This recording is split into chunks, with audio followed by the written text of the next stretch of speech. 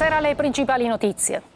Nuovi sviluppi sulla strage di Altavilla Milicia. Trovate le tracce della coppia Fina e Caradente sugli attrezzi usati per le torture che hanno portato alla morte Antonella Salamone e i suoi due figli Emanuel e Kevin. L'inchiesta al comune di Paternò, c'è un nuovo collaboratore di giustizia che indica il sindaco Nino Naso vicino al clan Morabito, il primo cittadino a processo per voto di scambio politico-mafioso. A Catania il clan Laudani imponeva il controllo del mercato degli agrumi nella zona di Acireale e il boss Orazio Scuto dava ordini dal carcere. Da Palermo a Milano l'evasione fiscale internazionale, gli affari della mafia alleata con l''ndrangheta, 11 arresti. Si indaghi più a fondo i familiari di Aurora, l'hostess palermitana precipitata dal balcone a Vienna mentre era in casa con il fidanzato. Per la polizia austriaca si tratta di un incidente o di un gesto disperato. Estate di musica e spettacoli a Catania con il cartellone Summerfest da Tananai a Lucio Corsi e poi Alfa Lazza, ma ci sarà anche Gianna Nannini. Calcio, il nuovo corso del Catania, presentati il direttore generale e il direttore sportivo. Il vicepresidente Grella annuncia passi importanti per Torre del Grifo. A Palermo è iniziata l'era Inzaghi, il nuovo allenatore è già in città.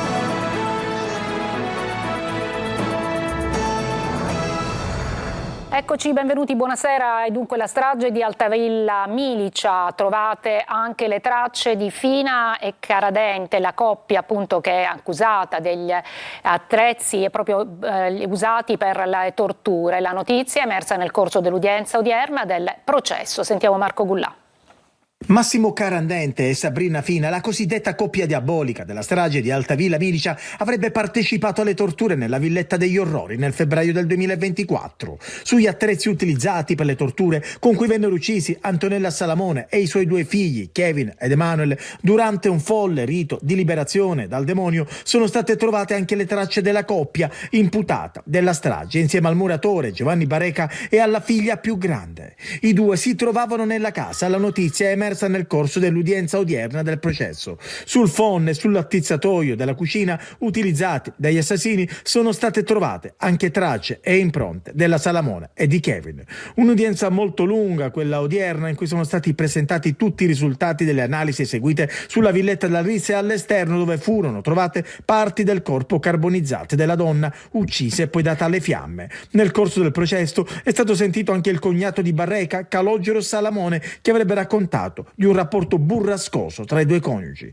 Il cognato, ha detto l'avvocato Giancarlo Baracato, che difende Barreca, ha però affermato di non aver mai avuto notizie di episodi di violenza da parte di Barreca nei confronti della moglie e ha assicurato che se il marito fosse rimasto da solo non avrebbe mai compiuto quei delitti. Inchiesta nel comune di Paternò, siamo nel catanese, c'è un nuovo collaboratore di giustizia che indica il sindaco Nino Naso che avrebbe avuto rapporti con il clan Morabito, il primo cittadino a processo a settembre con giudizio abbreviato. Nell'inchiesta per voto di scambio politico-mafioso si dice sereno. Orazio Longo. La nuova scossa tellurica al comune di Paternò nel catanese si chiama Sebastiano Di Mauro, collaboratore di giustizia che punta direttamente al primo cittadino. Dichiaro di essere a conoscenza dei rapporti fra il sindaco Nino Naso e gli esponenti della famiglia Morabito. Questo fa mettere a verbale il collaboratore nelle sue dichiarazioni depositate nel processo abbreviato nato dall'operazione Atena, su indagini dei carabinieri della compagnia paternese e diffuse dal sito lasicilia.it. Il sindaco di Paternò è indagato per voto di scambio politico-mafioso. La procura aveva chiesto gli arresti domiciliari, ma prima era stato il GIP a negarli, non ritenendo ci fossero i presupposti per l'applicazione della misura cautelare, e poi in una seconda pronuncia era stato il Tribunale dell'Esame a rigettare la richiesta dopo che la Cassazione aveva annullato con rinvio. Da quello che emerge, Di Mauro ha parlato di un appoggio elettorale alle ultime comunali da parte del clan Morabito e ha fatto una serie di nomi con un elenco di incontri conviviali per pilotare pacchetti di voti verso l'attuale sindaco. Naso a settembre andrà a processo con il giudizio immediato come chiesto dai suoi legali, mentre replica così alle dichiarazioni di Mauro. Non siamo preoccupati, dice Naso, ci confronteremo nel processo, sono sereno, anche perché dai contenuti si evidenziano dichiarazioni confuse, incerte e palesemente infondate, sempre fiducioso di provare la mia più assoluta e completa estraneità ai fatti che mi sono contestati. Il clan Laudani poneva il controllo sul commercio e il trasporto degli agrumi nella zona di Acireale, le estorsioni trasformate in provvigioni per eludere i controlli. Il boss dava ordini dal carcere, ci sono stati 8 arresti, sentiamo Luca Ciliberti. La mafia cambia ancora una volta pelle, si mimetizza tra le imprese legali e maschera il pizzo sotto forma di provvigione di fantomatici procacciatori di affari. L'operazione Lumia, condotta dalla Guardia di Finanza di Catania e coordinata dalla Procura etnea, ha fatto luce sugli affari del clan Laudani che avrebbe condizionato illecitamente e monopolizzato il mercato degli agrumi, soprattutto dei limoni e dei relativi trasporti nella zona dell'Acese. Sono 20 complessivamente gli indagati e 8 gli arresti notificati nelle province di Catania, Messina, Monza, Pavia, Prato e Reggio Calabria. Invece di incontrarsi in un'area di servizio, in una campagna spersa o in una cantina per consegnare in contanti la mazzetta al soggetto mafioso, si fa un contratto regolare che ovviamente è solamente una copertura per giustificare poi il movimento di denaro verso il sodalizio. Secondo l'accusa, il capo dell'organizzazione sarebbe Orazio Scuto, già detenuto in regime di massima sicurezza, che dal carcere impartiva gli ordini utilizzando cellulari con schede intestate fittiziamente ad extracomunitari. In tutte le indagini, e compresa in questa, ancor più in questa, si rileva come dal carcere, come se si fosse in un hotel dal quale si telefona tranquillamente e si danno disposizioni criminali verso l'esterno. Le indagini hanno accertato che numerosi imprenditori intenzionati a operare nel mercato acese degli agrumi per avervi accesso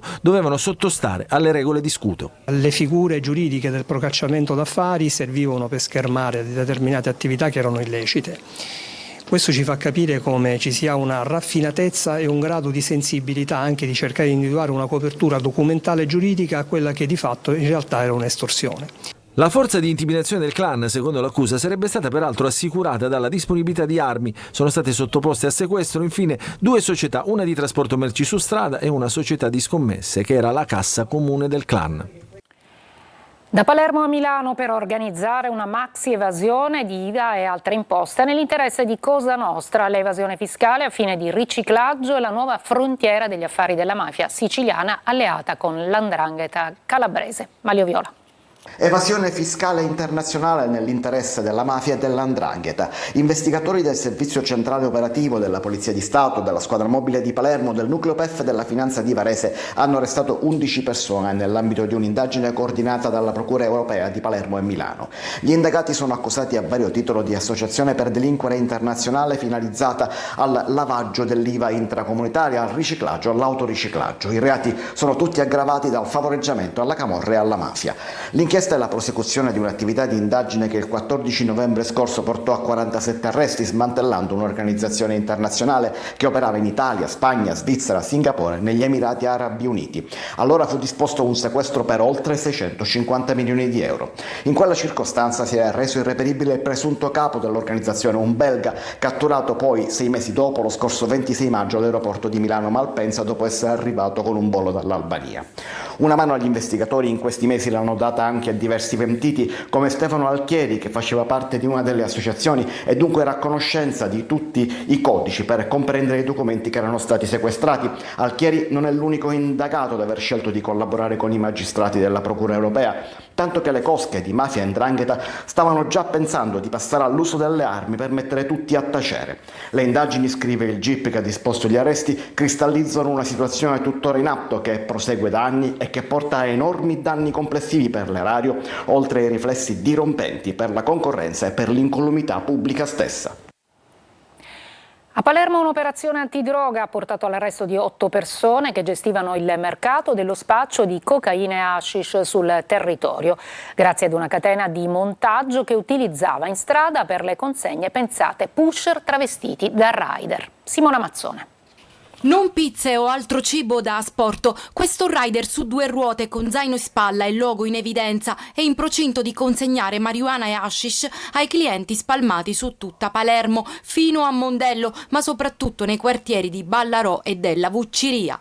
Insospettabile, abbigliato così per non rischiare i controlli, è stato invece beccato ed è uno degli 8 arrestati, tra loro pure un esponente di spicco della mafia nigeriana, da oltre 100 finanzieri che all'alba hanno eseguito 17 perquisizioni tra Palermo e Villa Abate, anche nei confronti di incensurati impiegati nell'organizzazione per custodire in casa droga e denaro, con le banconote raccolte in mazzette da 1.000 euro, sigillate in buste sottovuoto come queste, trovate grazie al fiuto dei cani con l'unità cinofila. Mentre altri ai domiciliari, non potendosi allontanare da casa, gestivano una specie di control room da dove smistare gli ordini ai pusher in strada, decidendo tempi e consegne per la drug delivery. I pusher, una volta attivati utilizzando motorini o biciclette elettriche travestiti da rider, consegnavano la droga. Una catena di montaggio impegnata anche 20 ore su 24, con circa 100 ordini quotidiani e un guadagno di oltre 3.000 euro al giorno. Solo nell'arco temporale dell'inizio delle indagini sono state registrate cessioni di cocaina e hashish per oltre 700.000 euro. Come morta Aurora Maniscalco si addensano i dubbi e i punti oscuri sulla morte della giovane hostess palermitana, morte che è avvenuta a Vienna. Per le autorità austriache si tratta di un suicidio, ma per i familiari della ragazza invece ci sono tanti dettagli da chiarire. Marco Gullà. Ciao piccolo angelo, da hostess di volo sei volata in cielo, dritta, nelle braccia di Dio. È il padre di Aurora Maniscalco a scrivere queste parole affidate ai social pochi giorni dopo la morte della figlia. La ragazza, 24enne, palermitana, è morta lunedì scorso al Vienna General Hospital, dove era stata ricoverata dopo essere precipitata dal terzo piano dell'appartamento in cui viveva con il fidanzato. Le indagini delle autorità austriache proseguono. La pista più accreditata al momento sarebbe quella del suicidio. Dei testimoni avrebbero visto Aurora precipitare sull'asfalto, dove il fidanzato avrebbe tentato le manovre di primo soccorso fino all'arrivo dell'ambulanza. Il giovane ragazzo è stato sentito 2 ore dagli investigatori in qualità di testimone. È stato lui a raccontare cosa sarebbe accaduto nell'appartamento. Avevano litigato. Le stesse cose le ha ripetute nella telefonata con cui ha avvisato i familiari di Aurora. Si è svegliata nel cuore della notte per lanciarsi nel vuoto. Il giovane ha avvertito i familiari della ragazza dopo 8 ore. Immediata invece è stata la comunicazione con i propri genitori, i primi ad arrivare a Vienna. Avrebbero dormito assieme nell'alloggio luogo della tragedia. I familiari di Aurora però continuano a ribadire che la ragazza non si è suicidata. Noi non accusiamo nessuno, ma ci sono molte cose da chiarire su quanto è successo, spiegano alcuni parenti. Ad esempio, perché nel profilo WhatsApp di Aurora non c'è più la sua foto? Perché non si vede più l'ultimo accesso? Secondo i medici e i poliziotti è opportuno eseguire l'autopsia, chiarirà tutti i dubbi sulla morte della povera Aurora. A Catania continuano le indagini sul caso della 18enne colpita all'occhio da una pallottola esplosa per sbaglio dal fidanzato sedicenne. L'arma non è stata ancora trovata. Lorena Dolci. Lui, lei e la pistola. Sono 2 ragazzini, 16 anni appena compiuti lui e 18 anni lei. La fuitina e poi la convivenza in un alloggio occupato abusivamente. Scene di vita familiare nel quartiere Enesima, periferia di Catania. Lì, sul tavolo della cucina, quell'intruso che fa sentire grandi, la sua pistola personale. Un'arma giocattolo modificata per sparare per davvero. Poteva essere una tragedia ben più grave. Il ragazzo che si sente uomo mostra la pistola, fa sfoggio del nuovo acquisto, poi mentre fa per posarla un colpo parte per sbaglio. La compagna viene colpita all'occhio, il nervo ottico è danneggiato irreparabilmente. Si inventano la bugia della pallottola vagante, ma la verità viene presto a galla. Il minore adesso è indagato a piede libero per lesioni gravissime e porto abusivo di armi e munizioni. Arma, fra l'altro, che non è ancora stata trovata, abbandonata e forse recuperata da qualcuno, quelle stesse mani che l'hanno progettata. L'indagine è della procura dei minorenni, a cui il ragazzino era già stato segnalato perché aveva lasciato la scuola. Via dai banchi, una famiglia troppo presto, il possesso di un'arma e poi chissà che altro. Passaggi obbligati nel regno dell'abbandono e dell'illegalità. Realtà che ieri il presidente Mattarella, nella giornata delle periferie, ha definito i non luoghi, veicoli di disuguaglianza ed emarginazione, dove cresce il rischio che venga dissipato il futuro di bambini e giovani e con essi il futuro dell'Italia. Istituzioni lontane, ma le armi sempre a portata di mano. Una breve pausa e poi i dati positivi di Banca Italia sull'economia siciliana.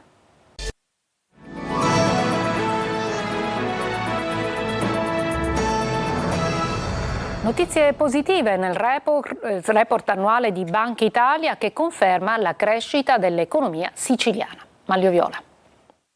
Crescono le presenze turistiche spinte soprattutto dal mercato estero, crescono anche gli aeroporti siciliani che mostrano un incremento del traffico passeggeri doppio rispetto alle maggiori presenze turistiche, ma migliorano anche i conti pubblici grazie a un aumento delle entrate tributarie quasi del 15%. Sono i dati del report annuale di Banca Italia secondo il quale la Sicilia è la regione che cresce di più nel paese e cresce comunque più della media nazionale. L'isola in questa fortunata congiuntura è il motore di crescita dell'Italia.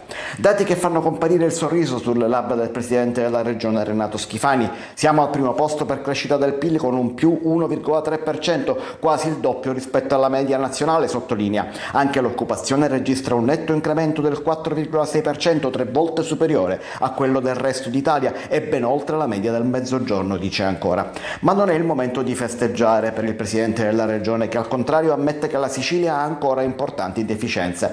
Restano fragilità, in particolare nell'agricoltura e nell'occupazione giovanile, conferma Schifani, che annuncia: stiamo lavorando su 2 misure, un piano per le start-up e uno per rafforzare o creare nuove attività commerciali. Fra gli annunci del governatore anche un piano antisiccità e la convinzione di riuscire a recuperare i livelli occupazionali già dal prossimo anno, confermando che il rilancio dell'agricoltura è una priorità. La Sicilia è sulla strada giusta, conclude Schifani, ma serve consolidare questa fase e trasformarla in uno sviluppo duraturo e inclusivo. Servono scelte coraggiose. Estate di musica e concerti a Catania con il cartellone del Summer Fest. Sentiamo Desiree Ferlito.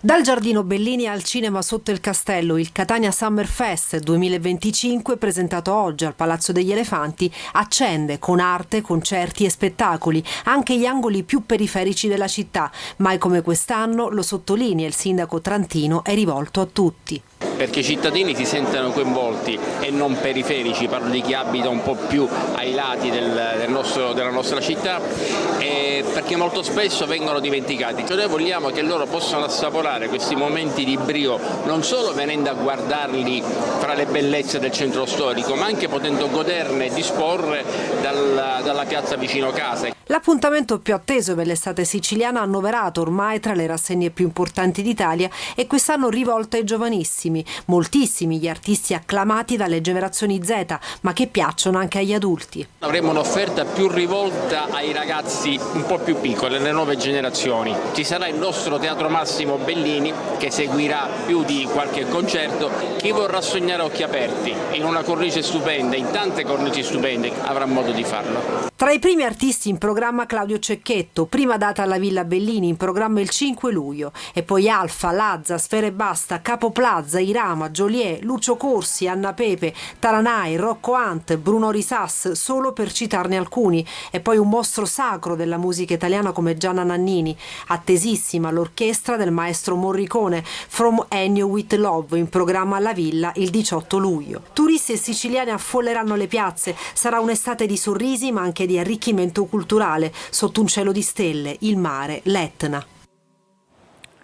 Breve pausa, poi la pagina del calcio, un nuovo corso del Catania, e a Palermo è arrivato il nuovo allenatore Inzaghi.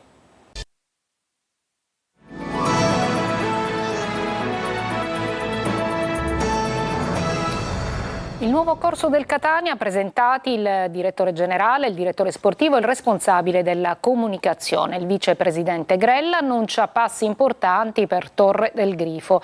Sul mercato priorità alle cessioni, ma si farà di tutto per trattenere Inglese e Cicerelli. Tonino De Mana.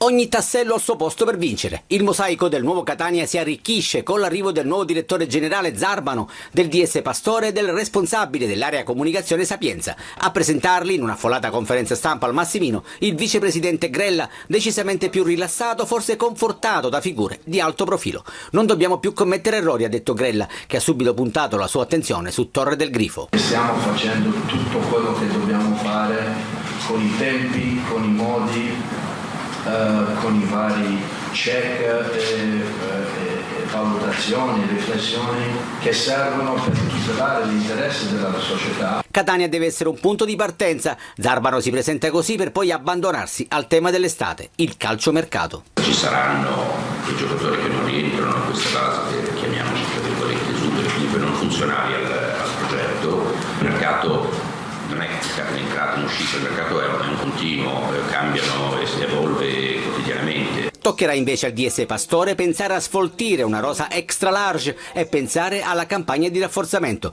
La priorità è trattenere i pezzi pregiati, come Roberto Inglese. Con Roberto ci siamo sentiti in questi giorni 2 o 3 volte.